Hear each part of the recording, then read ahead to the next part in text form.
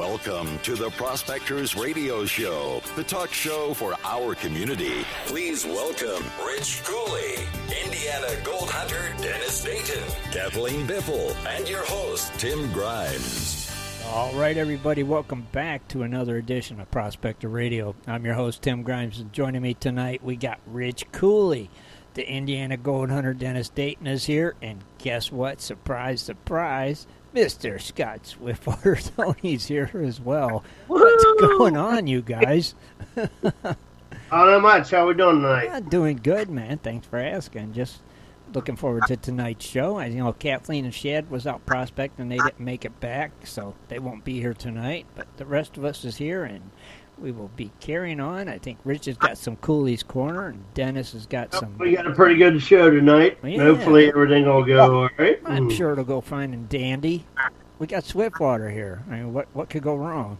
Yeah, the new Swiftwater.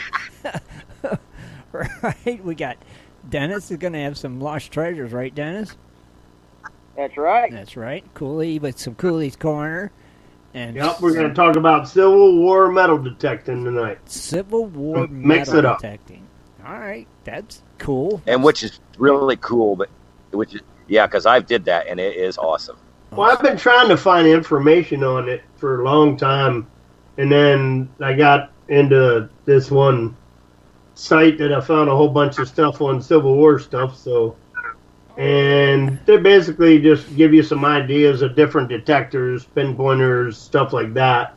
Nice. So just going to go over that. Just because they say they're the top ones doesn't mean that, Right, that they are. not getting into manufacturers and all that stuff, but we'll just give you some of the lowdowns, the main things of the metal detector, what it does and what it's good for and stuff like that. Oh, that'll be interesting. I don't think you've ever talked much about metal detecting. So that'll No, be cool. I figured I'd mix it up because, you're running out of stuff to do and not very many people, Rich. I think WY was saying about do some stuff on, the history and stuff. Well, Kathleen covers a lot of the history and all that on her show on Wednesday night. So true. I figured I'd do a little bit of history on Civil War metal detecting. Right. Okay. And what's really actually cool about that, Rich, is because you don't have to go out and buy one of those $800 metal detectors to do that. Right. No, and I'm close to Gettysburg, and it fries my behind that I just can't go out there and metal detect.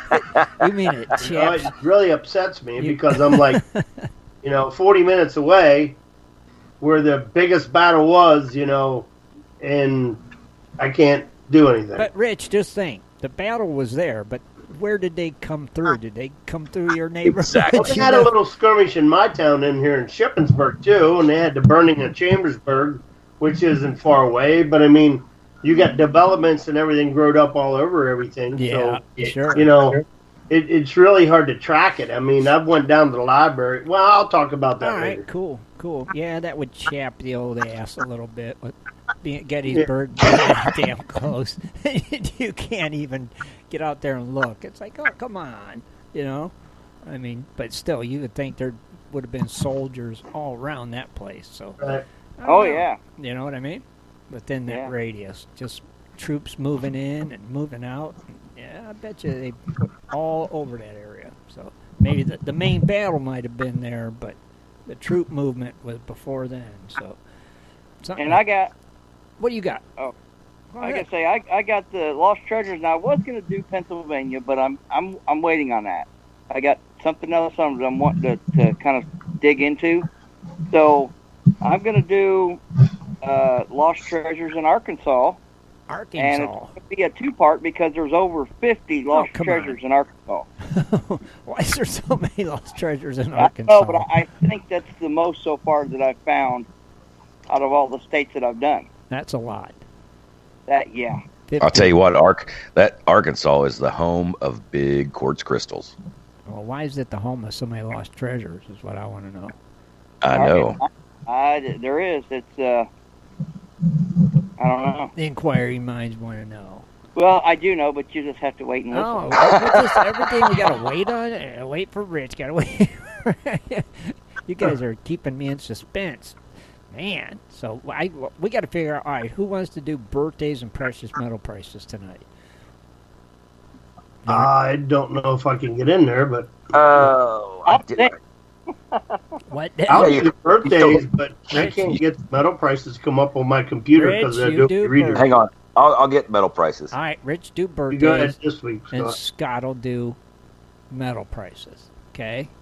Yeah, and I'll do the birthdays. That'll work. Go ahead and do your birthdays. Oh, you go ahead and do your birthdays if you want. Roll them And out. What, Dan? I said I'll sing. You gonna sing? Oh, Oh, that's Ooh. cool. Well, hey, I know everybody loves that. I mean, so let's just jump right into some birthday action.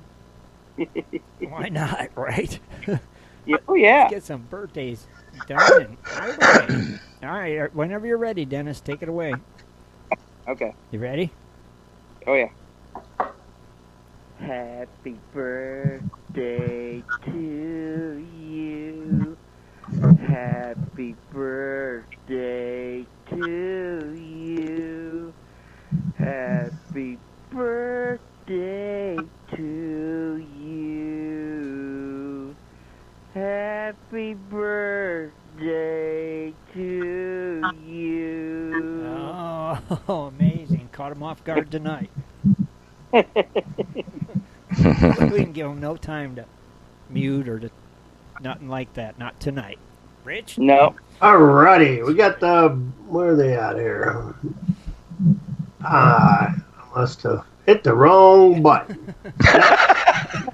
Anarchy. All right, here we go. Birthdays for today 9/29/2019. Alan Davis, Captain Rex Pendarvis, Clueless Minor, which would be Dave Garner, Oh, okay. Dave Eschner Sr., Casey, Kim Earl, Mike Slater, Randy Roberts. Let's see, what do we got here? We got Robert Connors, Simon Chang, Tom Furstein, William Underwood, and then birthdays tomorrow. Man, we got a good load of them here. We got Bob Snow, we got Chad Kennedy, Clinton Broomhall, John Wagstaff, we got Michael E. Bradley, Ron G. Hicks, and Shane Burlingame. Dang. Wow. We're going to highlight Happy birthday. pick one. Yep. Rich, you're highlighting one? Yep, I'm going to highlight one. We're going to go with Captain Rex Endeavor's Page. Captain Rex, okay. He is from Calabash, North Carolina. All right. Type of prospecting he does pan sluice detector. He don't belong to any clubs. How do you find the site? It was recommended. Who referred you? John. So possibly maybe John Shaw, maybe. I don't know. Possibly. Right? Never know. Yep. Is that it? That's it. That's all I got. All the information I got from him. I don't know when he joined or all that. I don't know how you guys I find don't know that. if she does that either. Well, happy birthday, Well, I think everybody. Yeah, I think it's pretty cool, and thank you to John for recommending us. That's right. Scott, you're going to do precious metal prices? This just in. Here we go. Anyway, folks, you know anything, but nothing's been trading this weekend because, well, it's the weekend and they don't work. But anyway, as Friday closed, we're looking at $14.98 for gold. Okay. Silver's coming in at $17.62. Dang, everything dropped. Platinum's coming in at $9.33, which I believe that went down according to Shad's Wednesday's thing. And palladium is at still, which is crazy, $1,691. Okay. So, but at least gold is holding around that $1,500 range. Yeah, it It's went four- down, though, because it was 15 something. It went down a lot, hasn't it? Yeah, it's $14.98 now, but Yeah, it's right. it's $14.98.85. You know, Gotcha. that little change. Gotcha. So, Still but yeah, it's pretty good, and man, I'm kind of excited Boy. because my gold season is getting ready to start at the end of October, and man, if the prices stay up like this year, last year everybody knows I kind of went downhill, but this year it could do a little bit better. Oh, well, it could be. It should be at the rate it's been going, unless it just crumbles. And, market. Yeah, crashes. I keep telling Lisa, I got to quit looking back and kicking myself in the butt because, like I said, this year, Oregon and Idaho and everything just it just didn't work out for me. Don't look back. Nothing did. Yeah, don't look back. Always look So forward. yeah, but I'm glad I went there. I mean, people in Oregon that I've met and stuff like that are good friends. People in Idaho, which are really good friends. I got to see people and places and things and stuff like that. But just as far as me going for the digging the gold and going for it, it's just this year it got me. But I got to look forward. Yeah, got to look forward. Yeah. That's what you got to do. Look forward. Look towards the future, Scott. Yeah, that's what I told her. I was like, got to go forward. That's right. Don't go backwards. Don't think about the past. Just forward. That's all you got to do. Keep telling yourself that. It's really bad because all this year I was sitting there thinking, man, that stuff you see on TV, that crap really happens. Wait. What crap? Like just, people's trying to, the more they, the harder they go at it, the less they get. And, stuff just doesn't work. I'm like, oh, that crap really does happen. Yeah, it does tend to happen, don't it? It's crazy. Like I say, frankly, this is the first year that I've took this kind of beating out of all the years I've ever done gold. Right. It was a beating, wasn't it? It was. And it was just, I took off on a whim and tried to do different things, but like me and Dennis, we didn't get our dredge permits, so that kind of screwed things up in Idaho and in Oregon. They got certain rules that you got to follow on the beach, so you can't go out there and actually move a lot of product. You got to it's slow going, right, and find gold. So it just didn't turn out the way I thought it would. All right, it's crazy, is what it is. But now, like you said, look forward to this year. And just go. Yeah, hey, it's going to be good. It's going to be a good season. Going to get out there and make it happen. Yeah, I'm in Arizona. Like I said, Arizona season's getting ready to start up, which I'm really pumped about. I got to find some new ground, but that's cool. I'll be able to do that. But then I get to actually with my friend Ted Ballas in Canada. Uh-huh. He wants me to come up. He wants me to come up to the Yukon next summer. So right. I like that. That's my whole. My whole next season is that. So I can't. It'd be cool. Dawson City, that would be awesome. Yeah, that'd be cool. Hopefully you get down there. I mean, when you go to Dawson City, you're in the big time. That's like just people you see on TV. That's what they are. You get to Dawson City, okay, you're messing with the big time stuff. You might not be moving a lot of dirt, right. Doing small scale mining like we do. But man, if you're in Dawson City and you're mining with the miners, you're in the big time. Yeah. That's cool. Yeah, and you could say you did it. You could put that feather in your cap, right? You ain't joking. In Dawson City. That's pretty cool. Yeah, it's a lot of history there, so that's cool too. Hopefully you get down there. Hopefully nothing happens that you can't go, that you get to go and go down there and have some fun. But until then, you got to mine in Arizona. So shoot, I'll hitchhike. I will be there. Somehow I believe that. Yes, I do. I believe that, Scott. You will be there, I know. But until then, you got Arizona. So just get out there and get that gold there too. Yeah, like you guys, like I said, the next month, you guys will be talking to me from the gold fields. I'll be up at camp and I'll be, on the phone. Won't be on the PC anymore. But yeah, you guys be talking to me at gold fields, and then, like I said, it'd be cool to have the radio shows actually coming from Dawson City too. That would be awesome. Oh, that'd be pretty cool. Yeah, that'd be pretty neat. So you never know who you'll find down there we can talk to, right? True enough. True that. That's for sure. You could get a lot of interviews there, I bet. Oh, probably. I bet you could. I don't know why you couldn't.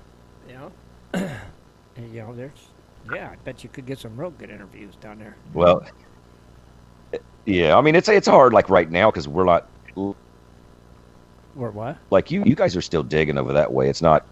You guys are still digging gold over that way, so it's not. Nice, you guys can find people. Like here in Arizona, nobody's digging. It's hot, so it's hard. It's hard to go out and find people. Right now the weather. But I can't. I think this year I think this year what I want to do is like Dennis is. He's got some people that's coming on like Sundays and stuff or Wednesday shows and stuff. I want to kind of get, like I said, I'd like to get some of the people that are like us. Just not. Everybody likes to talk to the famous people. That's cool, but when do we ever get to hear from ordinary people like us? Right. So it'd be cool to have, it'd be cool to have somebody get on and do some interviews with people like us and pick their brain and find out, just where they're at and the direction they want to go. Right. It's going to be cool. Right. Oh yeah, that's always cool. Not wrong with that, man. That's for sure. Nothing at all wrong with that. Oh, I something a little different this last weekend. That what? I did something a little different this weekend, yesterday. What'd you do? Well, we showed up out at the pit, and Dustin was telling me, he said, hey, I want to do some sampling. Uh-huh. I'm thinking, okay. We get out the pit, and he digs up. He showed me, like when you can go to like Google Earth Maps or whatever it is. He showed me a picture of, where originally that sand screw sat, which a lot of people, if they've seen my videos, we talk about where the sand screw used to sit. It was a double screw. Right. Well, we saw a picture where there was another screw that kind of set back to back right up against that double screw. It was a single screw. And, man, I saw a picture, and that was a huge operation at one time. Oh, really? The sand one side and the pea gravels went to the other. Okay. And, man, when I saw that picture, I really started getting excited because, we're working on the side where the double sand screw was, and we're actually getting into the areas now where we're starting to get some bigger pieces. Okay. And so I got to thinking, well, man, if we're finding gold there, because that in the center they had the big shaker table, and there was, and actually I've got video of it before they actually tore it completely down. Uh-huh. There was all different kinds of screens on it, which makes sense now, because the pea gravels went to one side, the sand went to the other. So if we're finding good gold over there in the sand screw, I bet you we're going to find bigger gold over there where the pea gravels are at. So, hey, Dennis, so that means these guys, so the gravel pit doesn't work anymore? It's just a gravel pit? Well, it was out of operation for a couple of years. They finally got everything tore down and moved out before December of last year. And now a company that is just across the road, they're using it kind of like it's working it, but it's only doing it on a part-time basis. It's got like a little plant that just kind of moves around. Pretty cool. Mm-hmm. It's run by a remote controlled like thing. But man, I just really excited. So we did a lot of testing. We did some test holes here and here and here, trying to figure out basically whenever they would drain, that single screw, where that drain plug was at. So we just started plugging holes, and I found the very first test, because I had 3 buckets. So I would mark them. Of course, I went by with what Rich kept putting in my head. Always mark your buckets, because that was one big thing that I always had a problem doing. And so I marked it 1, 2, and 3. And the very first one where I thought that maybe that might have drained, right on top, I started to get some nice pieces, and one was a pretty good sized piece. So I'm really, really excited about. Yeah. Well, I wish I could live to be about 500 years old, because it would take it. There's no way in a lifetime that we can do just that one gravel pit. But right. Yeah. Right. So there's no equipment working it though when you're there. I mean, there's not. Do they still have equipment set up? Just a little. I'll have to post a picture on the site, because it's, like I said, it's a mobile. It's not where the shaker stays stationary, and this is a little mobile type. Well, what I'm trying to say, it's not like you're talking about your old pictures, but the stuff in the old pictures, the same equipment is not there anymore. That equipment. No, it's gone. It's out. Oh, okay. Still cool. So, just excited about, it's just the gift that keeps on giving. It's the deeper you go, right? Yeah, the deeper that we're getting, and the bigger the pieces are, and like I've said, I think I said it, was it last week before, that when they first put that pit in where the shaker table was at, they had dug a pit, from where it drains and stuff, and it was about 8 to 10 feet deep. So over the years, it has filled up. And when we talked to that person, they said all you could see was nothing but black sands in there. And we haven't even got down to the black sand part. Dang. And we're already getting some big pieces, some pickers and some nuggets. Oh, that's cool. That's cool. So, You need a little, Did you say nuggets? that's what he said. Nuggets. yes, sir. Oh. You obviously haven't watched my video. That's what he said. 'Cause Nuggets. Pickers Nuggets. and nuggets. and now I can't wait to get to the other side. Because if we're finding good gold on the sand screw side, I would imagine we're going to be finding bigger stuff on the other side. Right. Dang, that's cool, though. You need a little wash plant is what you need. And a little mini backhoe, right? Well, yeah, but my Summit mini trommel is in a storage unit in Idaho. Oh, I mean, you need like a mini wash plant. You need that. Yeah, actually, yeah. I would like to go get the one Todd Martin has sitting out in front of his shop Yeah, at Martin Prospectors something in like South that. Carolina. Yeah, something like that. A little mini wash plant. That's what you need. Mm-hmm. And then a small You know that backhoe. Just, a little Bobcat style. And then just rock and roll. Right. that's really funny, Dennis, because I talked to my old lady about that. I was like, yeah, he left all his stuff in the storage. Now I think he's going to get back and go, dang it, I should have brought that back home. Yeah, I need that. I think next year I might, because next year will be the last year that I actually drive, because we're going to have everything in storage where we can just fly in. So next year we're going to drive it, and I think I might be bringing that trommel back with me. Gotcha. Yeah. Now that's What? That- What? You're breaking up. that was the gas powered trommel. Yes. Okay. Yeah, you were Yeah, break. it's the Summit trommel. It's the biggest one that Summit made. Scott, you were breaking up really bad. We got trommel out of it, Scott. Yeah, I we don't got know what trommel. you said before that. I was saying, was that the gas trommel? Am I sounding better now? Yeah. Yeah. It's gas. Okay. Gas powered truck. Yeah, that would even help if you had that. Right? I heard Oh, some yeah. noise again. I hear something now. Scott? Yes, What are you doing? I'm here. Okay. We hear you now. What the What heck? are you hearing? Some weird sound. A humming noise. Yeah, some weird humming sound. I don't Oh, see hang it on. lighting up on Skype. I don't now, see it because all I see is Dennis on my middle screen. Why, I don't know. It's showing Dennis, but I don't know. I see you. So. see, I guess it just random. Usually it's Yep. showing you, Rich. I was smoking meat today. You I was? actually did some snack sticks. Oh, see, those would be good right about now.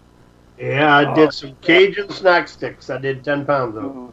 Yeah, that would be real good right now. I'd like to have a couple of those while we're sitting here doing the show. That would be And I'll get them all.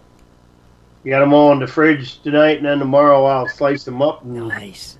start vacuum Yeah. packing them. That sounds good, Rich.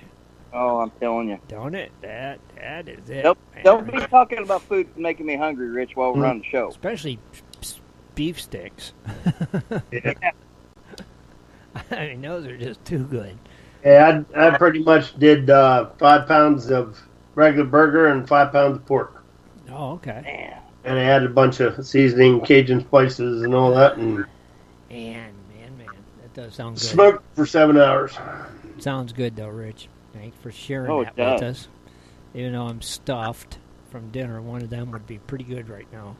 Got me a big old cup of coffee sitting here. It's like, That's yep. a perfect after-dinner snack. Oh yeah, I could go for one of them with my coffee. It'd be Yep. good. Oh, yeah. Oh, anytime, right?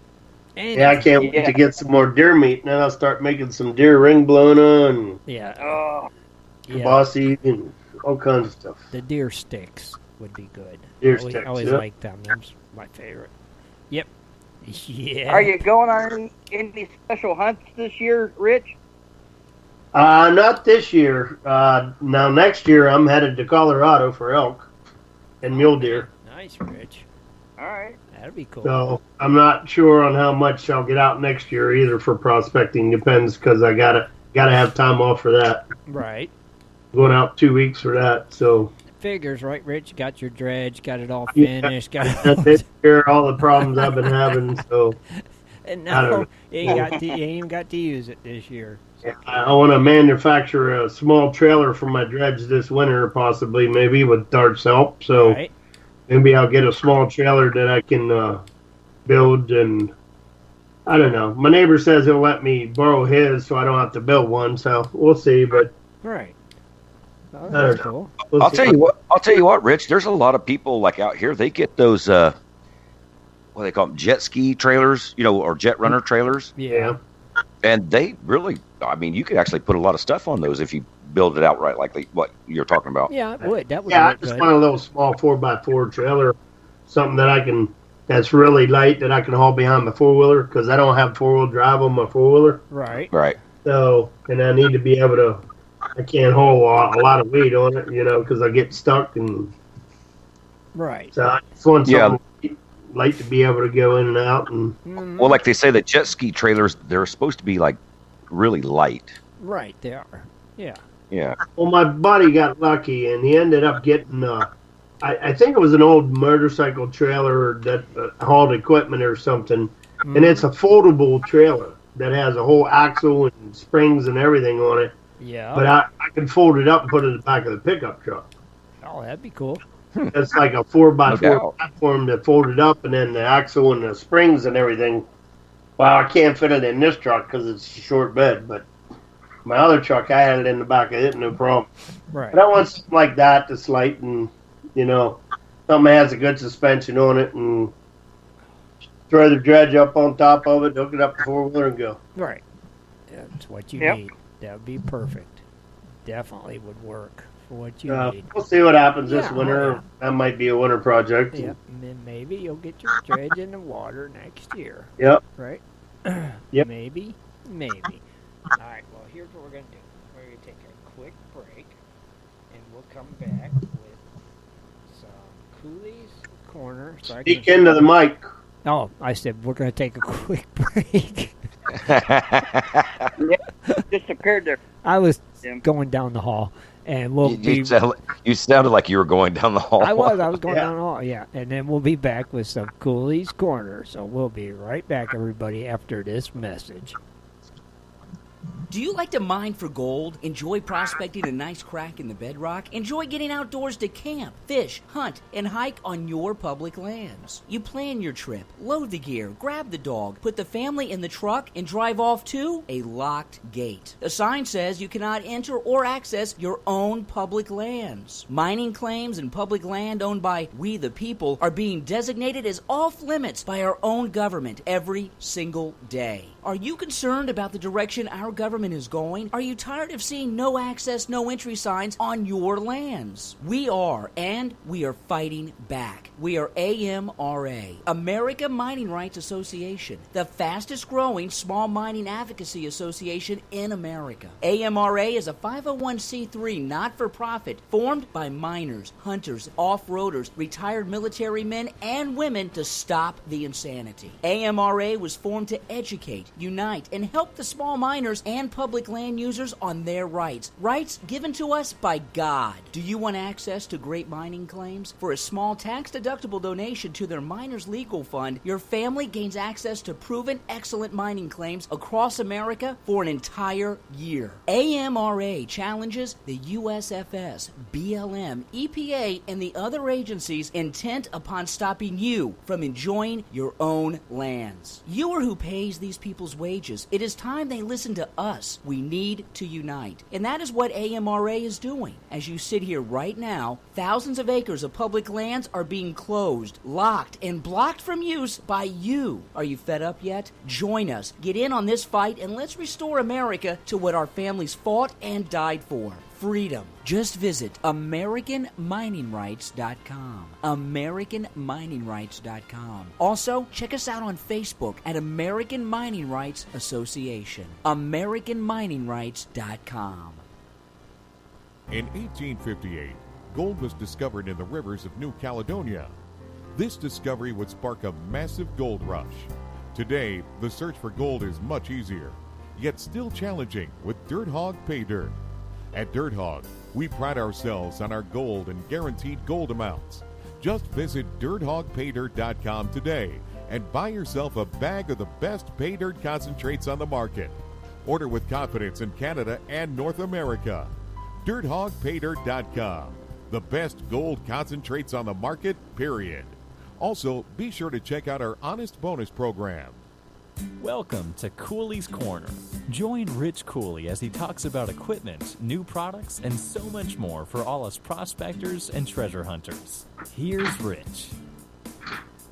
Good evening, everyone. Welcome to Cooley's Corner.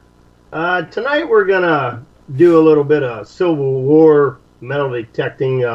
First, I want to start off with basically a little history. Mm-hmm. Basically, I'm from Shippensburg, Pennsylvania, which is 29 miles basically from the borderline of Pennsylvania. So when the war and everything was getting started, they basically came into Pennsylvania and they stopped at a couple places. They stopped at, I think it's Greencastle, and then they have Chambersburg, and then Shippensburg, which is where I'm from, Carlisle, and then they were headed to Harrisburg. Right. Excuse me. So basically, what all happened, we'll read a little bit of this, Shippensburg in the Civil War. During June of 1863, Robert E. Lee, commander of the Confederate Army, was leading a second campaign north and was headed towards Harrisburg. Confederate troops crossed the state line into Pennsylvania and engaged in a battle near Greencastle. The soldiers then advanced to Shippensburg, and there was a shooting within the town. The Confederate soldiers pillaged the town and took whatever they could find. The soldiers stayed for about a week before moving towards Camp Hill in Harrisburg. The Union Army began gathering near Gettysburg. Due to this new threat, General Lee's troops were ordered to travel to Gettysburg and abandoned their campaign to Harrisburg. Basically, my town, they have reenactments either every year or every other year. They have what's called a Civil War Roundtable. Shippensburg Area Civil War Roundtable began in January 2001 with the main goal of educating the community. They hope the community and future generations will see contributions that Shippensburg made during the Civil War. The Shippensburg Area Civil War Roundtable sponsors events for members in the community, and they have speakers and events and reenactments. Mm-hmm. Basically, it's called March to Destiny. It's packed full of all kinds of events and entertainment, and they do street skirmishes to where actually they line up on the street and they do reenactments of the war. Right. Firing back and forth with muskets and all that, and they have the period music and a ball and all kinds of camp tours and tea and foraging and just all kinds of stuff in on our area.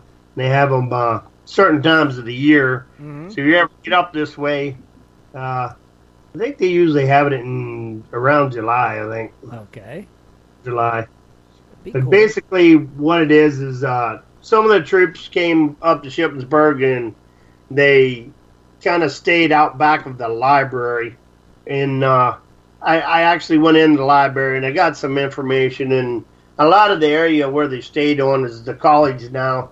So it's kind of all, chilled up and everything. And they don't let you really go out on the college campus to do any metal detecting, Right. I haven't got any permission, let's put it that way. But I've asked many a times. But a lot of the places around our area is really private, and right. They don't really take kind of people metal detecting. There's a couple fields by my house that I want to hit. Yeah. And I've got farmers' permissions, and some of them I hit, and all I basically found was just junk. I haven't really found anything connected to the war or anything yet, but I'm going to still keep poking. Keep trying. Yeah. Mm-hmm. And there's a place up over the mountain there called Horse Valley, and that's basically where they took all the horses from the town and they staged them up there so they wouldn't steal the horses. So that's why they called it Horse Valley. Gotcha. So basically, our place, and then Chambersburg, they had the burning of Chambersburg. They actually held the town ransom, and if he didn't pay so much in gold, they was going to burn the town down. So they burned the town down. Man. It's just a lot of history around this area, you know. So, Especially, Rick, you've never went to those reenactments? yeah, I've been to some of the reenactments a couple times, and they're pretty cool. Yeah, they actually have the horses in with the bridles and everything on them, the old traditional style, and the old carts and Civil War reenactments. And actually, the one year I was going to dress, but I couldn't find a uniform to fit me. Oh, okay. They have people come, and they have all kinds of uniforms for people to dress. And you can join in, you know, and camp there, and they have a tent set up, and you can camp there and cook and all kinds of stuff, just like it did back in the old days, you know. That'd be pretty cool. It was funny because I was just sitting here thinking, Rich just said, I was sitting here thinking because Rich said, "Oh, I couldn't find one that fit me." I'm like, well, "Did you go down to the Civil War rental place?" Now, they basically just had a bunch of people that would brought all their uniforms and then would fit them up with different people and Sure. you know, put you on different sides. And Well, yeah. and if you had an old flintlock, you can bring the flintlock along, and they have charges you can put in, and which I do have a flintlock, so Right. That's cool. you know. Is that- But it's pretty cool. That'd be So fun. that's kind of why, you know, I was reading some articles and stuff, and I figured let's do something about the Civil War metal detecting. So Right. I'm with you. I'd be hitting them fields that you got permission, Rich. Yeah. Because, like we were saying, but it's a shot in the dark. I mean, But you you know, I never went know. on the history site and I've actually overlaid some of the stuff, and right? you know, and it's all fields. You know, now you got all houses, so Sure. it's like, where did they go? Right. It was all fields back then, right? Right. So, But, we're gonna like, talk a little bit even- about that. Even Yeah. finding a cannonball would be cool. Anything. Yeah. Well, actually, now that you bring that up, when I was a kid, and it's still there to this day, down in Chambersburg, down by the Susquehanna River, there's a good carp hole that we used to get out fishing all the time, and they had this wall, right. and it had a big cannonball hole in it. So we Oh, always really? called that the cannonball. You know, I'll meet you down at the cannonball, and it was a big wall, concrete wall. It had a perfect cannonball hole in it. Oh, wow. You know, from back in the days. But Right. you know, that was an old field too. That was down around there, and I metal detected that a little bit and didn't find anything. But Uh-huh. you never know. It's like Yeah. gold. You know, it's where you find it. It is, right. And you don't know, because them troops Yeah. came in from everywhere. So you just don't know. Yeah. You know? So America's fascination with Civil War is never ending. Right. It was a terrible time in our nation's history, and many metal detectors dream of uncovering long-forgotten relics from that era.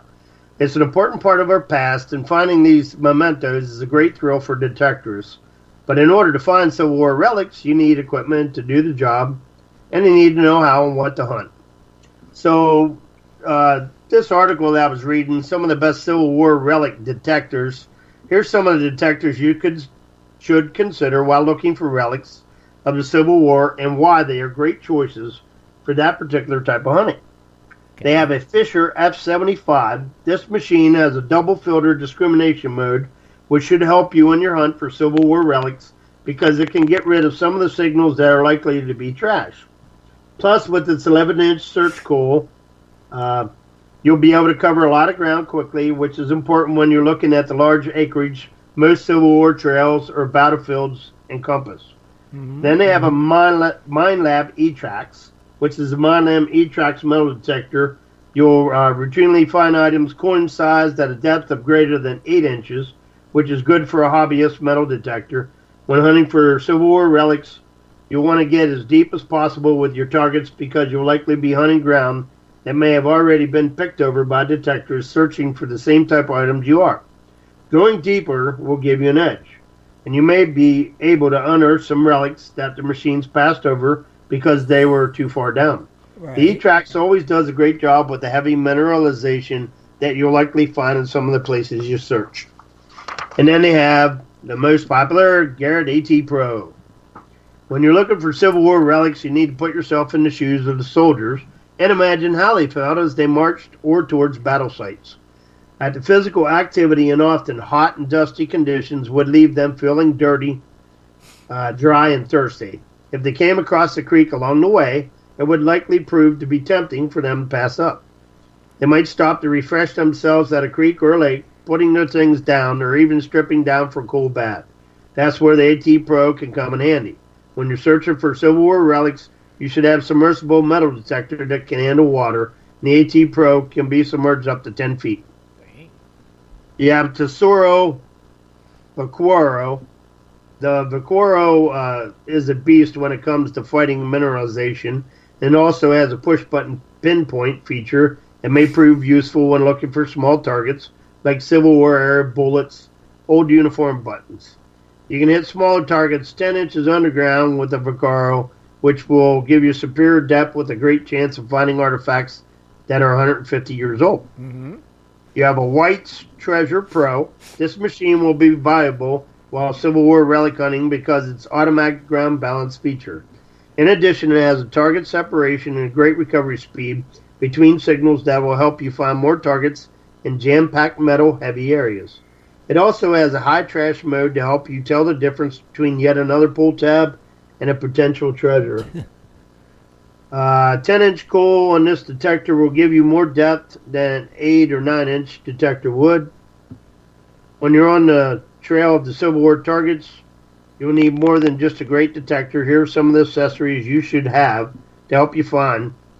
When you get in signals, you'll be cranking out. A variety of search coals. If you want to do a thorough search of any Civil War sites you have access, you might need more than a coal that comes with your metal detector because different size coals serve different purposes. Many detectors come with a coal that is in the ballpark of 8 to 10 inches, which is medium size. It's a good size coal for general run or mill metal detecting, but you can get coals much longer than that and smaller than that. When you go for a bigger coal like 11 or 12-inch coal, you'll be able to cover more territory in less time. But perhaps even more valuable than the speed, you'll gain additional depth you'll get by using bigger coals. And good standard rule of thumb is this: the bigger coal, the deeper it can search. If you can search more ground at a faster pace, you'll get more depth with a bigger coal. You shouldn't always use the one. Smaller coals can be equally valuable in metal detecting. Here's why. If you're digging in a very trashy area where people have dropped a lot of metal, you should have a smaller coal with you that you can attach to your machine. While you lose some depth, you won't pass over any treasures that are being masked by the junk surrounding it. Right. Then they get into shovels and trowels. You'll need to make sure you have some of the heavy-duty shovels and trowels to assist your search. Search for Civil War artifacts may take you through all different kinds of soils. Sometimes it'll be easy to dig up other items much harder. And then pinpointers. A good pinpointer will be the one most valuable tools you can take on your search. It will speed your target recovery time, be submersible. You'll be able to use it on long creeks and streams. Where should you search? Yes. When you're looking for Civil War relics, you obviously need to go where soldiers went. That's going to require doing some homework about the state you want to search in. Grab a few books about Civil War and settle down in your comfiest chair as you read through them, taking notes on the roads or trails they took. Any known camps, where they set up, any battles or skirmishes, no matter how big or small. It's particularly useful you can manage to stumble across any maps that detail the path the soldiers took. Many friends with local historians in towns, you want to hunt and let them know what you're looking for, and that you'll dig respectively. Historians are extremely protective about detectors digging for Civil War artifacts, and rightfully so. Many of the items you'll recover aren't from a regular person who was going about his day when happened to drop a coin. The targets you'll find came from the soldiers who were doing the best to serve their country, and many of them died terrible deaths while missing loved ones were 100 miles away. In our search to piece of history, you must always remember the humanity behind the item. Detecting at many battleground site isn't allowed, although there are some that allow it, and others that will give special permission in certain cases. Sure. You don't need to have access to a battleground site to find Civil War relics. You just need to think outside of the box. Right. This is where your imagination will come in handy once again. Thinking like the soldier will help determine the largest extent what kind of land you'll be looking for. In addition, looking for land near paths, camps, battlegrounds that have water. Right. You should also look for ground that is elevated. Strategically thinking, higher ground more desirable when you're in a battle. what you'll find. While searching the Civil War relics, you'll find a lot of unusual suspects like bullets, buckles, buttons from soldiers' uniforms. With some luck, a lot of research, you'll come across like rifles, bayonets, and canteens. Man, that'd be cool. That would be awesome. Yeah, Bayonets real cool. Yeah. How to authenticate your find. When you find something you suspect a Civil War relic, how can you authenticate your find? You can consult Civil War artifact books or do a quick Google search online to see if you can find anything comparable to your item. That's fairly straightforward if you know what your item is, like a Civil War bullet. It's more difficult when sometimes less obvious, like a knapsack hook. Right. Then you can use a valuable resource that you have available to you or other detectors. Ask around, beginning with local clubs, to see if they have members who specialize in Civil War artifacts. When you speak with him or her, bring your find, see if they've seen anything like it. If he or she has, they could be confident indeed for the Civil War. Ask him recommendations about where you take artifact to have it authenticated. If you're going to keep it for your own private collection, you may not want to go through the time, a possible expense of having it authenticated. But if you're planning to sell it, it's wise to take that step. Okay. There's many places out there that can authenticate your finds. You can go to a museum or any kind of Civil War antiques preservation. I'm gonna, since it's kind of long, I'm gonna do next time. I'll do about pinpointers and stuff like that. So I'll just end it there because it gets long-winded and. That's okay. It was interesting. Yeah. You swing a detector, Rich? What's that? Do you swing a detector? Yeah, I have an Ace 250. Just a starter package, basically, regular cool. Yeah. But I haven't any luck finding anything. It's just all junk. Yeah, but I mean, a good coin shooter is going to be good for detected civil. I mean, because it's metal. It's like a horseshoe. You can't miss it. And if you're not anything, it's a foot deep. If you're going a foot deep, it's not. Yeah. It shouldn't be that deep. You know what I'm saying? Yeah, it shouldn't be. Yeah, I mean things that were dropped on the ground or stuff like that, or in the mud and stepped on, maybe 6 inches, but I wouldn't, a foot. I mean, with the area that I live in, you would think that I would find someplace. Oh, I mean, yeah, you would think. You had people traveling all through it. They were all over it. That's the thing. Especially, the town of Chambersburg itself is all houses and everything everywhere. There's really no open lots or anything, but, Right. Now, do you know the number of troops that went through there, Rich? Not exactly. See, I don't. But I know there was a whole bunch of them killed. Right. So you got to figure they were all around that place, probably. Yeah. Yeah, and they camped all over. Oh, sure. So now I got to get in a little bit more deep with actually where the campsites were, and that would probably help me be able to find a little bit more. But as for the Shippensburg area, I'm sure they passed through here, and like I said, there's fields all over this area. That's what I would think. Any patch of woods or any fields around there, you might find the right fields. I mean, there's fields all over the place here, and some of them are built in now, and some of them are not. Sure, but.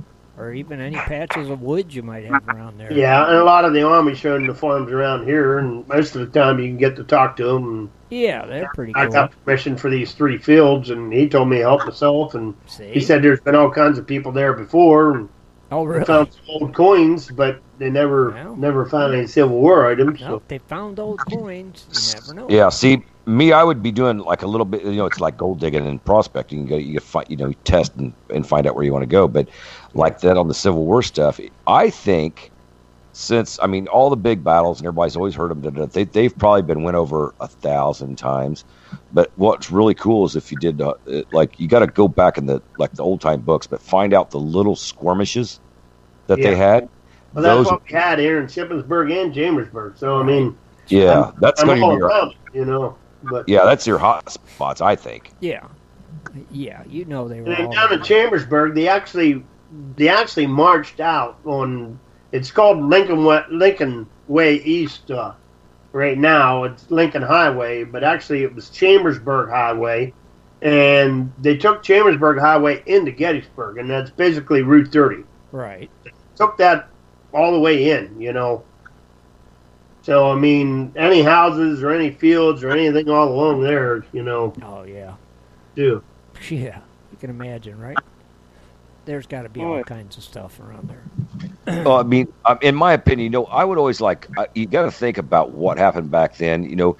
If they were marching, in my opinion, if they were marching to go to battle when they had to have everything and they were tight and everything was, they were marching, they had everything, and they're not going to drop that much. Right. But if you think about where the battles were fought, and then you think about them guys either running or leaving, and that's the places you got to go, because they didn't care after that part, because they were leaving. They're gone. But that's the places they won't let you into. Is where the battles were.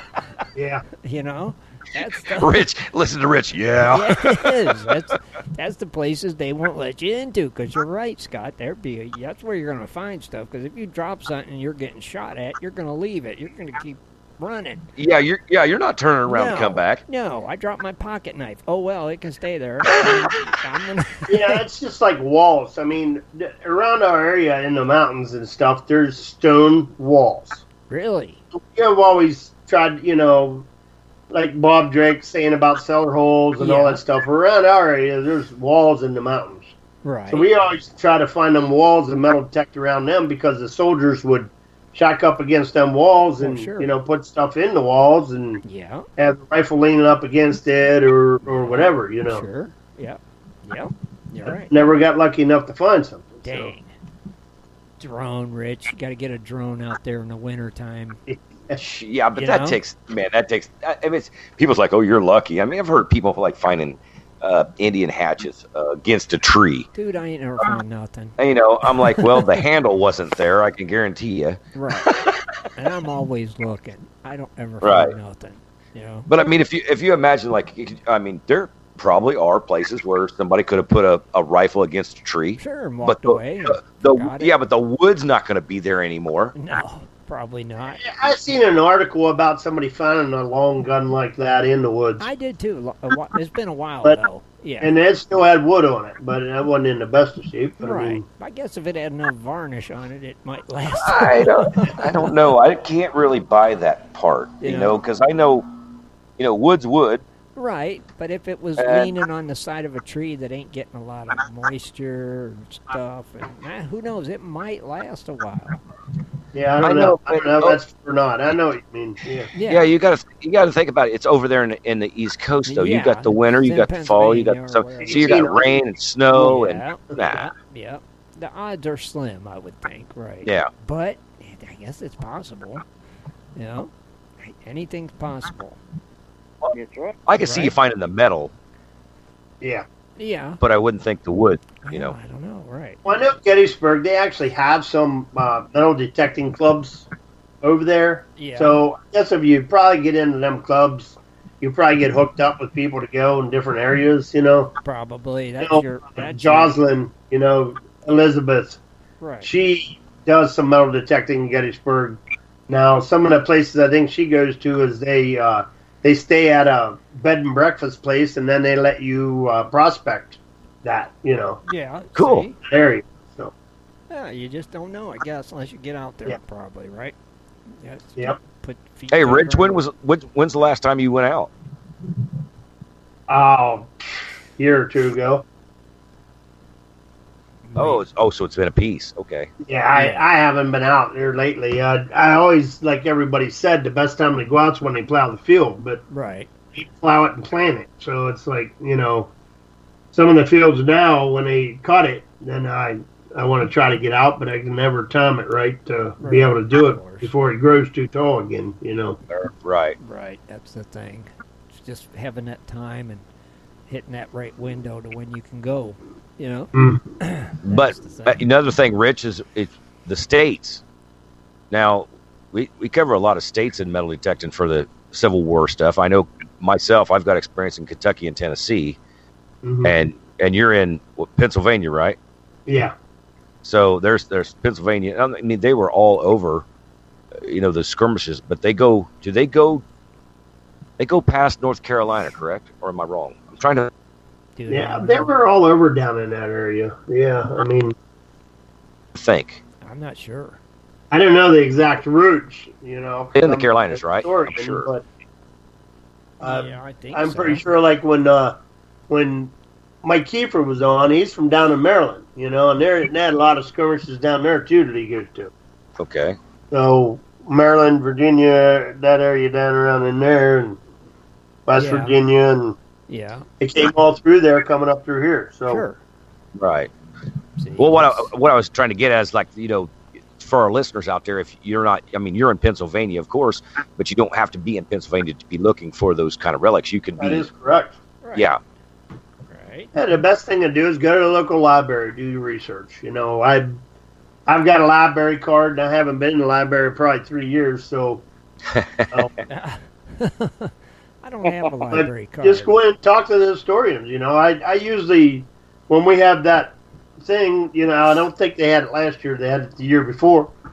I usually get on and talk to them, and then try to talk to somebody that does them, you know, does the skirmishes and all that, because they know the history of the town. They know where the camps were. Yeah. They know where the people walk through. Right. And, you know, you could be able to get hooked up with people like that, you know. Right. Yeah, you just don't know. And that's something I just haven't followed through with. And don't always forget to talk to your elders too, because they've got stories from their grandparents that we'll never hear, and that's another way to find out where they were. You know, Yeah. your elders right now, or my elders, would be able to tell me what their grandparents told them would be back in that time era. So they would, you know, they'd be Right. pretty accurate.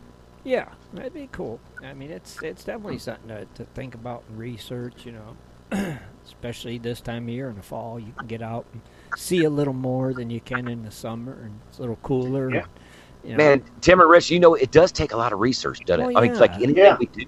everything we do takes a lot of research, it seems like. You know, David Berg had sent me a clip. There is basically a link for a historical site, you know. Oh, cool. Yeah, www.historicaerials.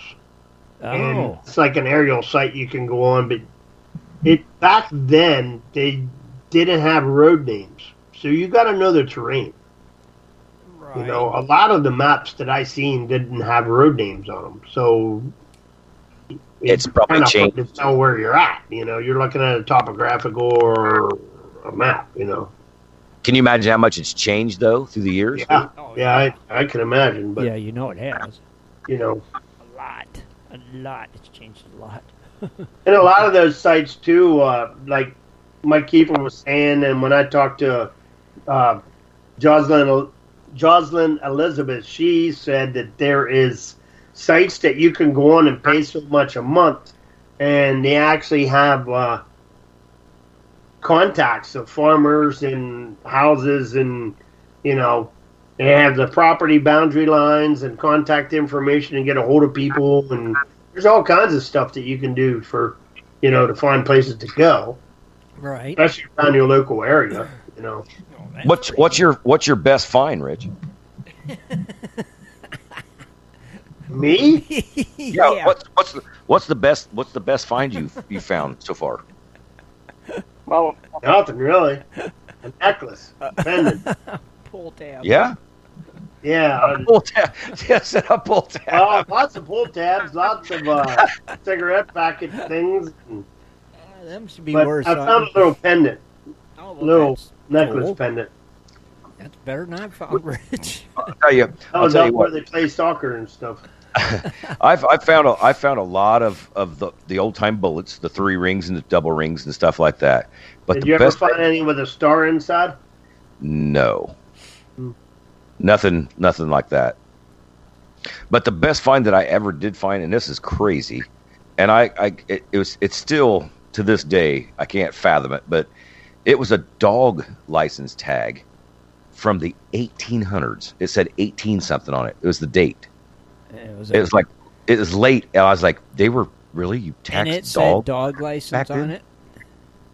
Yeah, it was crazy. It was like dog tag license 18 something. I'm like, are you kidding me? Wow. I mean, I found a lot of stuff when I go to those, you know, the digs. You know, they pre-put everything there, but Right. you know, See, that doesn't count. No, those don't count. Right. Gotta, No, I found that down in Kentucky. right. Oh, okay. And I was like, really? They were taxing people for dogs in the late 1800s? Really? Maybe. I took my metal detector when we went down for the Cronies Club outing down there, and we just found a bunch of junk. Right. That's all I ever find. Didn't find anything around that area there. Me and Kathleen and Chad and all of us were out there metal detecting, and we didn't really find anything good. One of these days, Rich, we're going to find something.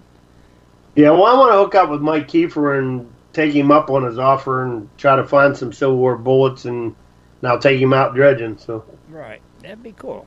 Yeah. Or maybe we go to a place where there's a lost treasure. Yeah, it's got me wanting to metal detect. Yeah, a very cool segment, Rich. Thank you. You could imagine a little bitty box by somebody in the Civil War buried. That would be cool to find. You don't know. Yeah, you don't know. Yeah.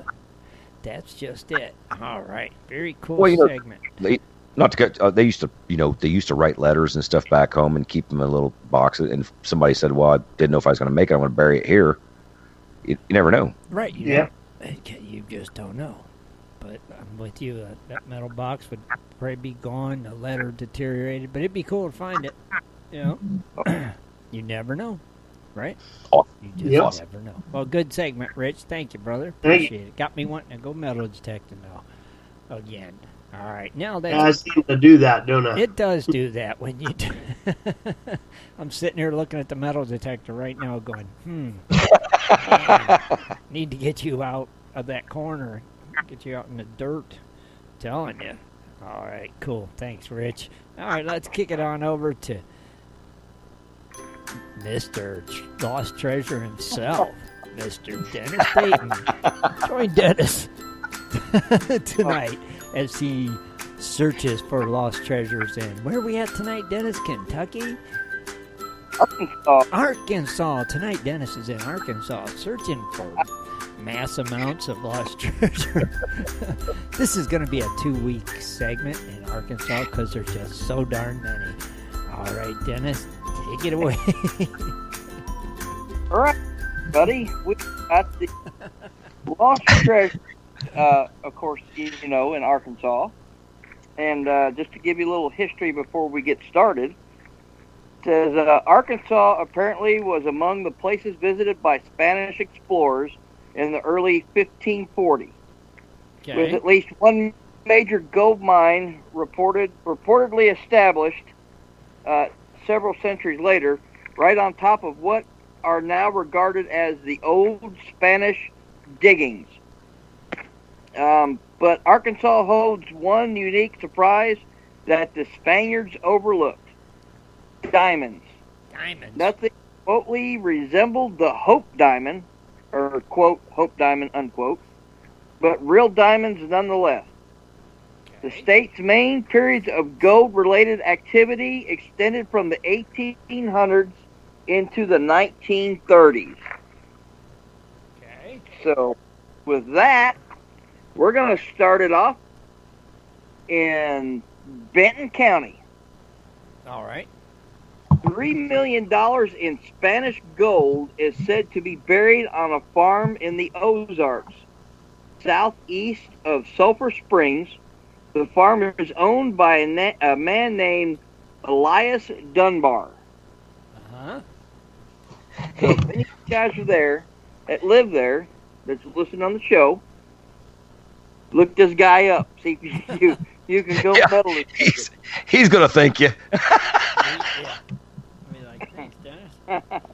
Also, in Benton County, actually I've got 3 of them total, but the second one between Sulphur Springs and Gravette, I think is how you pronounce it, off of Highway 59, is a story of a lost treasure called the Spanish Treasure Cave. At the turn of the century, a value of $3 million was placed on the treasure. Uh-huh. This is said to be a Spanish mine on the side of a hill marked by a large oak tree with a map carved on it.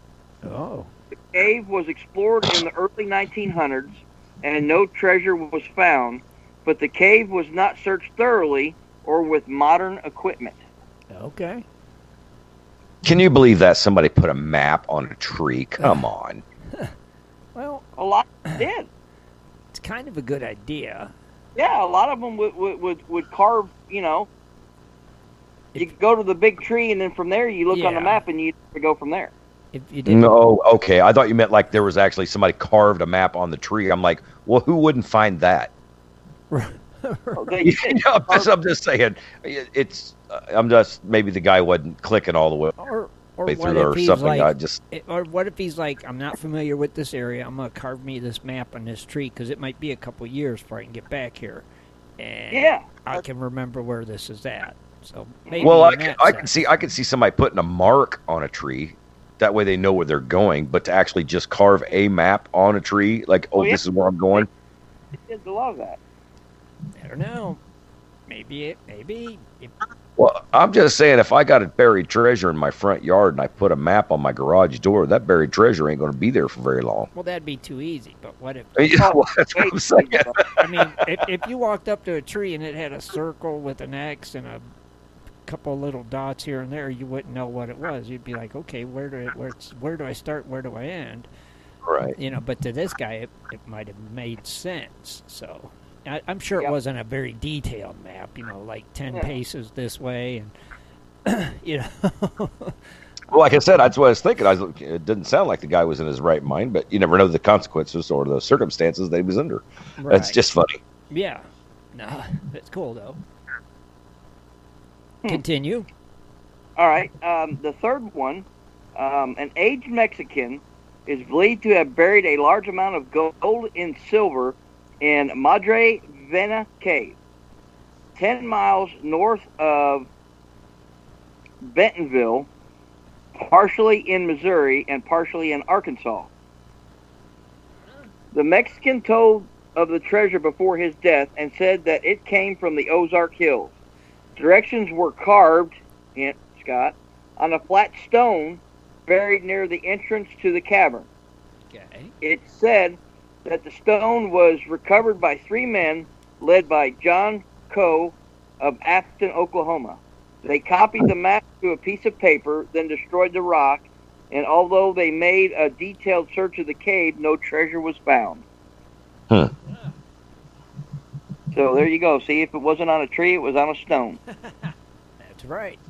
Well, I'm just saying, can you imagine, like, there's 1,400 people that probably walk by that tree, and it's like, oh, look, it says, there's an arrow pointing this way, or, maybe a mark. I could see a mark. Like if you put a question mark or a period sign or whatever on it, Right. You would know what it is, but nobody else would. Right. I mean, a lot of the guys back, you take in the days when they're going to bury something, they would put their initials with their honey's initials in the tree, because they buried something in that tree. All they got to do is find that tree that had their initials in it. Now, I could see that. Right. But to actually like put a map, like, okay, I remember where I'm at this tree, but I've carved it on the tree to tell me where to go. That's like giving, I don't know, it's just like give it away, I think. But they did weird things back then. But They did. Oh yeah. Well, we're gonna go into Boone County, and a sinkhole by the old wagon trail in the vicinity of Bee Creek is said to contain 2 iron pots of silver and gold coins buried there by 3 Indians during the Civil War. Sinkhole. Man, that'd be nice to find that. hey, Yep. did it? Tim's starving. He's like, silver. But See, I'm not greedy. I just want silver. yeah, I'd take either one. I'm not gonna be picky. But in 1876, a rich trader buried a bag with 1,025 gold pieces near Short Creek. Holy cow! Get your metal detectors out, people. That's right. Can you imagine finding that? Oh, Lord. Said on the site that Omaha occupies the site of Shawana, once an important point on a heavily traveled trail. Spanish coins and pieces of armor have been found here, and doubtless more awaits discovery. Huh. Okay. More waits discovery. That's a place. That's a place for Rich's metal detector right there. Right there. Get that Yeah, iron. buddy. Yep. In Carroll County, it says that the early Spanish and later Indians mined an enormous quantity of silver from a cave located between Bush and Beaver near the Missouri line. Directions to the mine were acquired by the Tate family from an Indian named Black Dog. The Tates made an extensive search but found nothing and believed that the mine was located in the area of Cold Spring, where silver had long been suspected. Searching this area, they found no silver, but concluded the mine was probably covered by a landslide. That's So- still cool. It is what it is there, right? It is what it is. Cool. Now, this county that I'm going to, I'm not exactly for sure how to pronounce it, Uh-huh. but it's Chicot. C-H. I C I see. What? O T. Chillicothe? There's no L in it. Chicot. C-H-I-C-O-T. Dang, I can't Chick- spell. No, I don't know. I don't know, Me neither. but I'll go to the lost treasure of this county. All right. On the north edge of Lake, in that name, Chicot, by Lake Village on Stewart's Island, there are said to be two buried treasures of unknown kind. Uh-huh. The bandit John Merle is believed to have buried them sometime during the early 1800s. Interesting. That sounds like those treasures you never find. That's a trip. It's a trap. It's a trap. Don't go there. I know, right? It's a trap. It's like One-Eyed Willie's treasure. Yeah.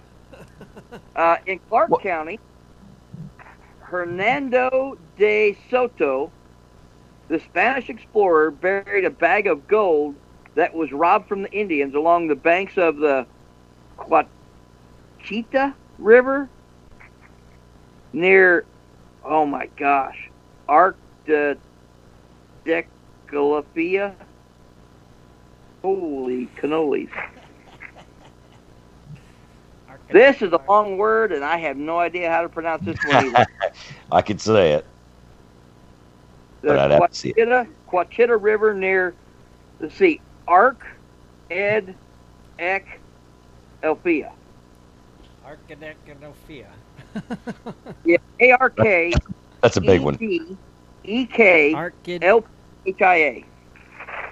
I don't Well, have- Dennis, have- you said it just about as good as anybody. Go ahead. That's right. Oh, yeah, that's it. That's the name of the. I should have just made up a name, but I gave Arcophilia. a name. In Clay County, good old Jesse James buried several catches of outlaw loot in the area of Paragold. One catch known to be a catch of $65,000 in gold coins. Whoa. Dang. Can you imagine what that would be now? A lot. Mm-hmm. A lot. You know what? Just think about it. Wouldn't it be really cool if you found something like that, like a big cache, and it had like a letter to like Jesse James's family in it?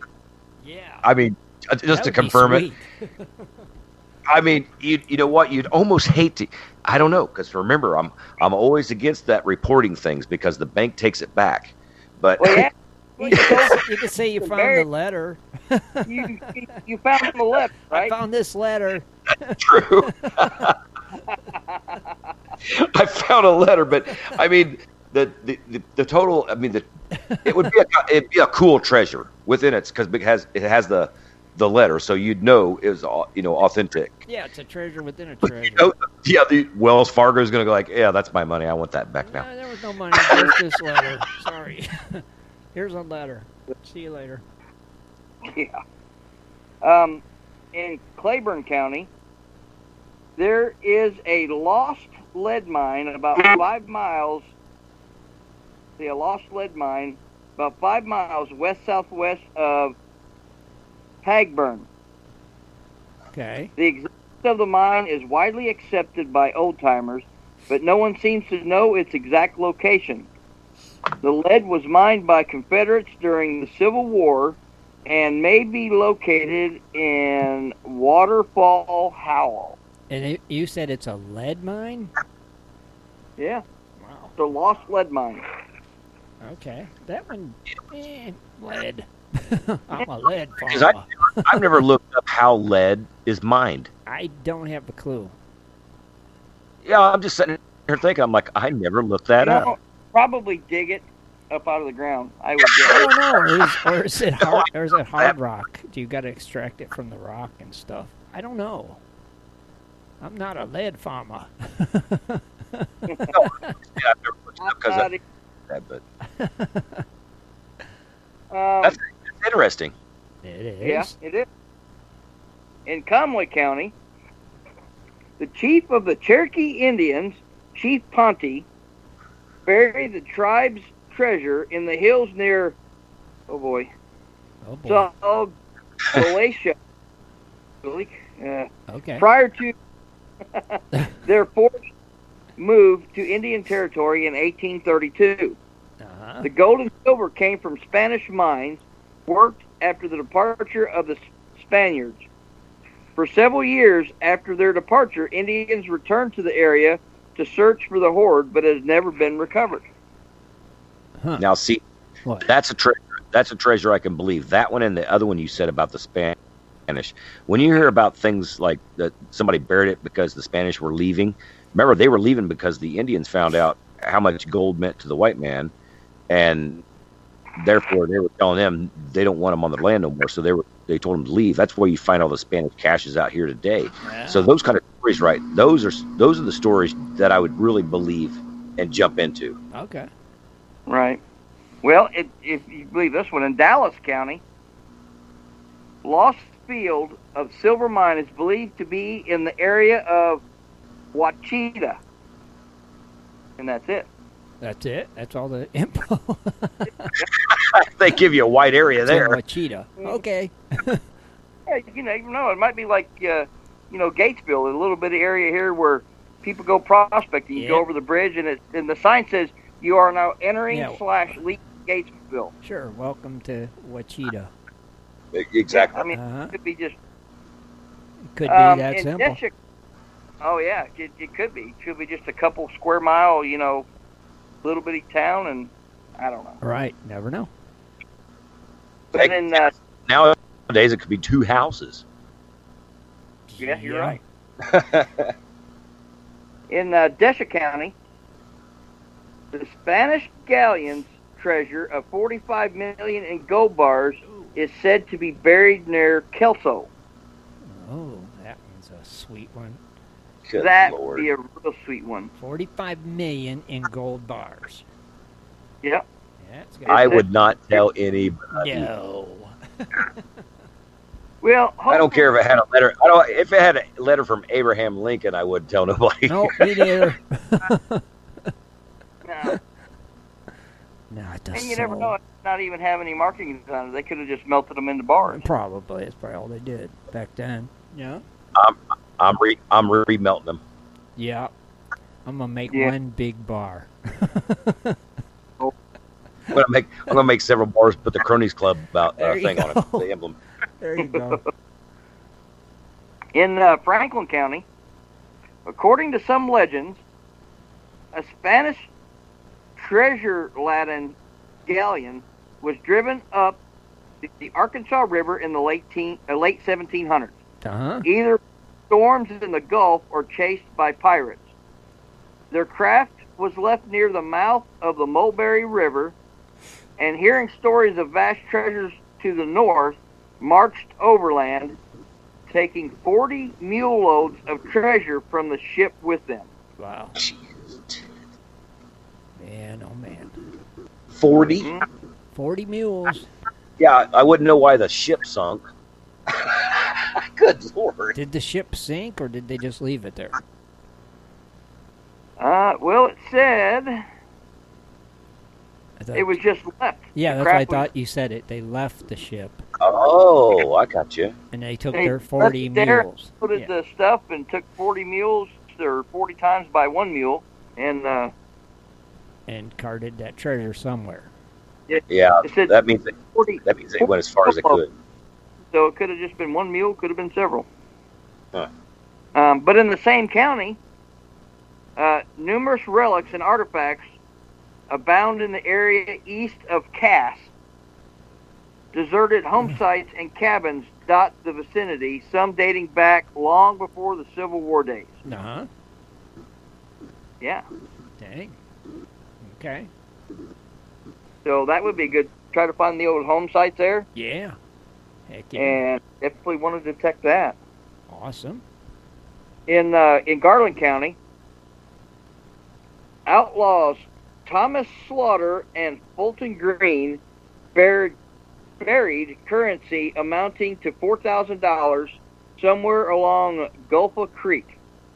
The outlaws were captured and sentenced to life in prison. The catch was never recovered. Wow. Another one. Dang. I wonder if they were crooked back then. They tell us where it is and let you go, and then they tell them where the treasure is, and then they don't let them go. Let's see. With that kind of treasure. It is like if they were crooked back then. I just wonder. Mm-hmm. Hey, here's one that's pretty recent. In Grant County, a huge B-17 Flying Fortress crashed in a swamp in 1943. Okay. Artifacts, relics can still be found in the area. Okay. What was it carrying? Huh? What was it carrying?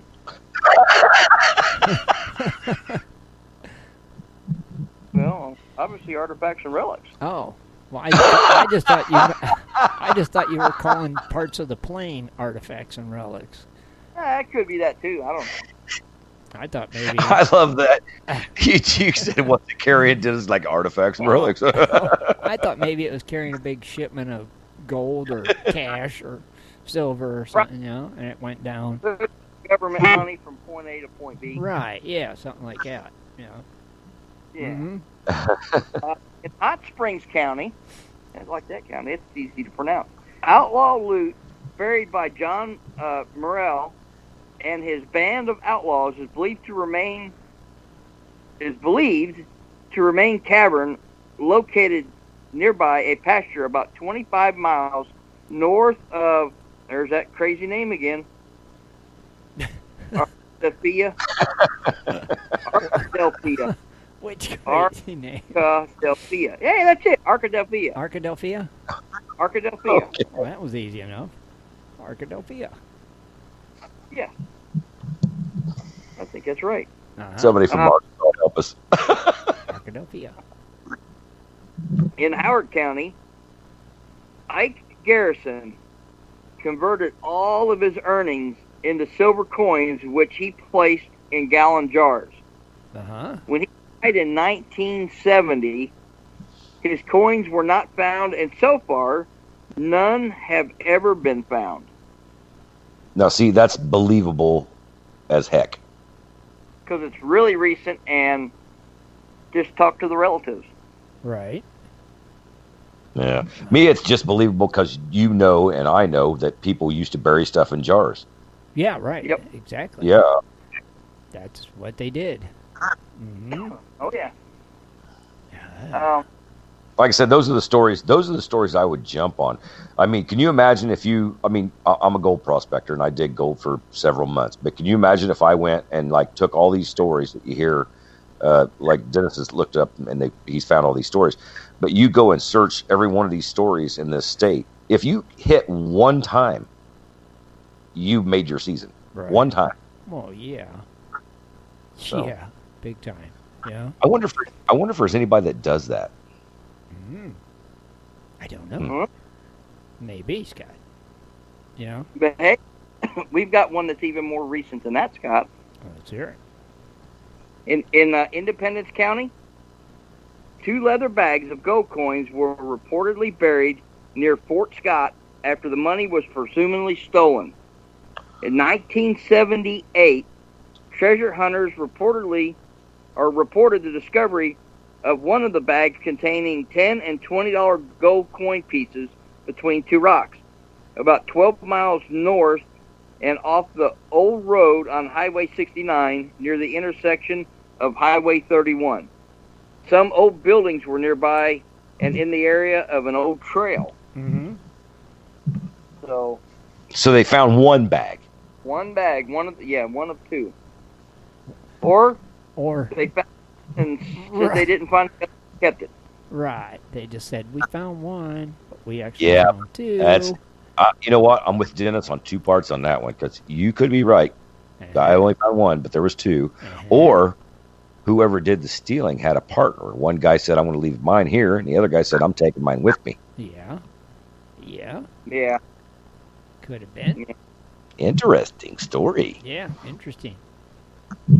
All right. In Izard County, a catch of gold coins and silver bars worth $110 million and known as the Madre Vena treasure is located in the Pineville area of Izard County.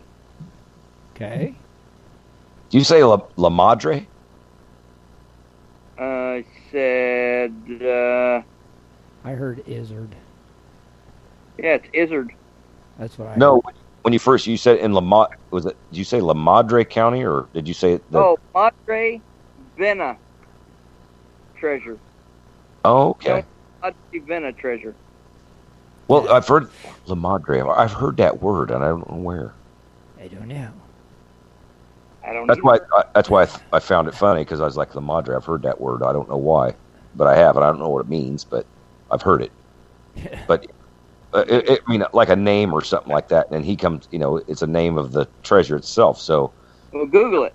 What is that? yeah. I want to know. Google it. Yeah. Got curious. If it's a people, or if it's a family, or something like that. So, I don't know. Right. Google it. But in Johnson County, the early Spaniards operated a rich gold mine about 20 miles south of Kingston in the Ozarks. Located once around 1900, the mine has been lost ever since. Some speculate that the mine is located on Penitentiary Mountain, an unlisted site on today's maps. Okay. And in the same county, on July 5th, 1901, the steamboat Orlando struck a snag 2 miles above Peach Orchard Bluff on the White River and was lost. Huh. That must be a deep river. Yeah. Obviously. well, it's a river. I'll give him that. Yeah. In Lee County, river pirates buried a huge sum of gold near Old Marana. Some sources say $148,000 in many bags. No treasure has ever been found here. Okay. Okay. What's really, this is way back when. Could you imagine what everything he's talking about is worth now? Is crazy. It is. Mm-hmm. Oh my God. In Little River County in 1935, Curtis Pauley and Leonard Irvin unearthed 174 coins ranging from $2.50 to $10 denominations. Okay. It was later determined the coins were counterfeit. Other catches are believed to remain in this vicinity and have yet to be recovered. That's cool, but some of them were counterfeit that they found? Yeah, that really suck. I like how Dennis puts that in there, and yet to be found. Oh, Yep. Yeah. In Logan County, Chimsville was the site of the residence tavern of, doesn't sound good, Dr. Chisholm. Dr. Built Chisholm. in 1840, where the roads from Fort Smith to Little Rock and from Hoser. I'm sorry. Oh my gosh, I cannot believe there's Dr. Chisholm. There's a place called Dr. Chisholm. Dr. Chisholm. Oh man, I'm not even going to reread that one. I'm not going to do it. Leave it alone. Leave it alone. Let it go. Can you imagine the names he got called growing up? Anyway, the last one for the night is in Madison County. In the 1800s, Jim Hawkins owned a large and prosperous grist mill, still and farm on War Eagle Creek, 3 miles northeast Huntsville. He distributed banks and buried many individual catches of money on his property in various places. Hawkins died around 1920, and his catches of treasures went unrecovered. Wow. Dang. Okay. I wonder if the family got it and they didn't say anything. Maybe. He might have left clues for the family. You know? You would think he would. And then the family just didn't say nothing. You know? Well, you know, back in those days, the families were pretty tight. Usually, right. most Sure. were, but right. So they might have knew. They might have knew where he kept it. And, you know, when he passed on, they're like, "Let's go get that treasure, boys," and they went and got it. You know. Neighbors wondered why they moved. Yeah. Yeah. And then it's like they think it's a lost treasure, but it's not. It's just a gone treasure. So you never know. Pretty cool. So next week you're going to do the other half of the Arkansas old treasures. Next week, stay tuned for part 2 of Arkansas Lost Treasures with a little bit of general information and the Indiana Gold Hunter, Dennis Dayton. You can't forget that part, you know.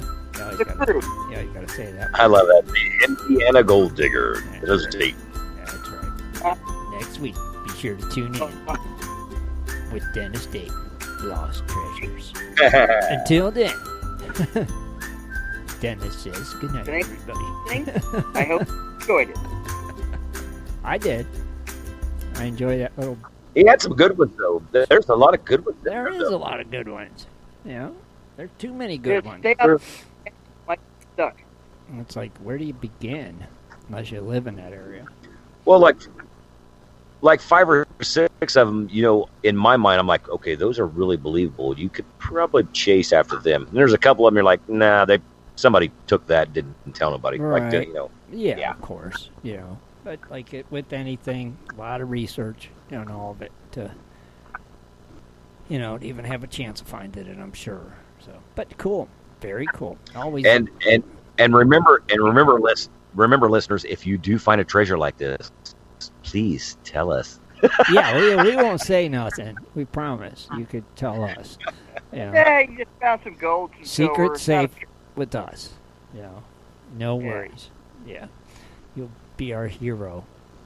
And speaking of heroes, don't forget we got the GPS raffle going on for a Mad Max water table and a bag of pay dirt from Bill at Carolina Prospectors. That's who the Mad Max water table's from. And wait a minute. No, wait a minute. And our buddy Dwight threw in a bag of dirt and some cool silver coins as well. So be sure and check that out. Tickets are $1 a piece. It's all donations, so be sure and check it out. It's going to end at the end of October, so get in. And on how do they get tickets, Tim, again? Yeah, well, if they wanted just to get... click that tab up top that says GPS raffle, and they can see what we're raffling off, and then they just click the donate button on the right side of the page, and however many tickets they want, that's how much they donate. It's that simple. I tell you what. So I'm available, right? Well, God, yeah. Yeah, we're all available. Yeah, anybody's allowed to. You know, not that many tickets have been sold, so someone's probably going to be really lucky and win it. Right, and I'm surprised for $1 a ticket. Tickets.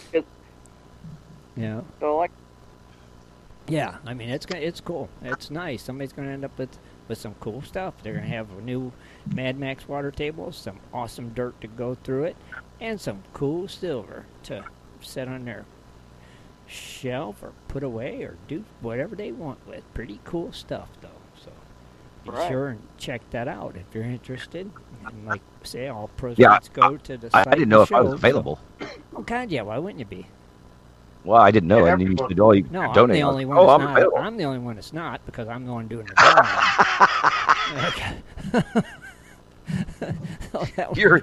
What's that? Was it no friends or family is involved with this? Yeah, I need that. I need that little disclaimer.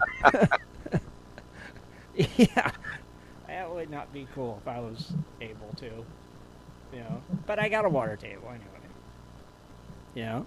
So I'm good. Hey, I could use one. It's cool. So you got a water table, Tim? Oh, God, yeah. I've had one forever.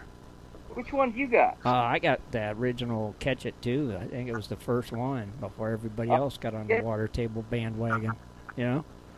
Yeah. I've been trying to get one of Jimbo's tables, but I think he's been down for a little bit. You know, he went to Alaska and stuff like that, so he don't have any right now. I was like, dang it. No, he's got to get some more into production, probably. I know it. Yeah, but it's cool. So, you know, be sure and check it out if you're, you know, if you want a chance at winning that, you know. And whose water table is this again? This was from Bill at Carolina Prospector. This is the Mad Max water table. Okay. Does it have that little hole? Yeah, I believe it does. And it's really wide, too. Yeah, it's real wide. It's wider than most of them. Yep. Mm-hmm. Yeah. Yep, you're right, Denny. And it comes with some dirt. Oh, That's cool. You got 2 bags of dirt, basically. You got a bag of dirt from Bill, one of his $15 pay dirt bags, and then Dwight threw in a bag of dirt. He's like, I don't know how much gold's in it. I didn't weigh it, but there's some gold in it. So everybody likes pay dirt bags. Right. Oh, yeah. So you got those 2 bags to run across it, and you could check out your silver while you're running the dirt across the table. So pretty cool, is what I say. You know, so be sure and check that out. And don't forget to check out our good friends Ed, Jess, and Dano over there on their Tuesday night hangouts on their YouTube channel at 8 o'clock Eastern Standard Time, Tuesday night. Don't know who their guest is. They didn't send me a message and let me know. So just be sure and check them out. You can see him in the chat room tonight. I think, I was going to say Ed's in there, I think. He was in there. You know, he might have had to take off, but... You know, but either way, just check them out. Tuesday night, 8 o'clock Eastern Standard Time. Ed, Jess, and Dano, Tuesday night hangouts.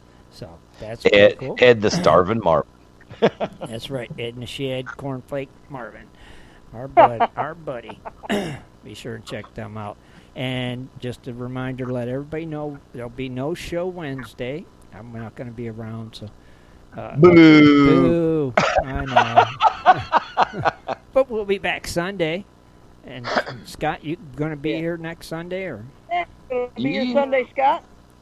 Like I said, the stuff that I'm, you know, if anybody, I'm doing a lot of fun stuff right now. Oh God! I'm just saying because you know I've been concentrating on gold for the last 5 years, serious, hard, and I forgot to do all the stuff that I used to do. So like fishing, going to the races, doing this and that. I'm kind of just in the moment right now. I know gold season's coming up next month, but I'm just playing everything out and trying to do all the stuff that I used to do to have fun and have a good time before I go back into, you know, losing my hair again, trying to make my way doing gold. So that's where I'm at. I need music of a small violin playing because. Yeah. No, I'm just saying. It is weird because there's like hunting and fishing. I haven't been hunting and fishing 5 years. Uh-huh. And this year, you know, I'm getting back into it. And that violin going again. Hey, you miss things if you don't do them. Oh, yeah, you can't. It's hard because that's just one thing I've always concentrated on was digging gold. But that's why you do that Monday, Tuesday, Thursday, Friday, Saturday. Yeah. That leaves you Wednesday and Sunday for this. When I'm digging gold, I can't even tell you what day it is. Well, just for I want to thank everybody out there that listens to the show during the week on iHeart and Spotify and stuff like that. We really appreciate it. We know not everybody can be here to listen live, but we appreciate you listening anyway. And you know, yep. That's why we're here for everybody out there, and we appreciate all of you taking the time out to listen to our silliness, twice a week. We appreciate it. Really do. Thank you. Yep. Heck yeah. Thank you. So what else do we got? Did I forget anything else? We cover everything pretty much, I think. Oh. What? I got just to tell everyone that anyone that actually watches any of my YouTube videos got a new discovery at where we're at that I'm editing right now. Hopefully I can get it up tonight. You might want to check it out. Pretty cool. And everyone else that has YouTube videos on our site, check them out too. Heck yeah. Oh yeah, definitely. And mercy, I can't think of what else, but just thanks again everybody for being here. And I think we're out of here. Good night, gold diggers. You dirty rat. Good night, everybody. Good night, gold diggers. Be sure to tune in next Sunday at 7:30 for another great show. For updates and more info, please go to www.prospectorsradio.com.